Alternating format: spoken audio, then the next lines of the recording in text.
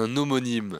Le Saoudien arrêté mardi à l'aéroport parisien de Roissy-Charles de Gaulle s'appelle bien Khaled Al-Otaibi, mais il ne s'agit pas de l'homme soupçonné de faire partie du commando venu de Riyad à Istanbul en octobre 2018 pour assassiner le journaliste Jamal Khashoggi à l'intérieur du consulat du Royaume. Après 24 heures de rétention judiciaire, la police aux frontières l'a donc relâché. Les vérifications approfondies relatives à son identité ont permis d'établir que le mandat ne s'appliquait pas à cet homme qui a été remis en liberté.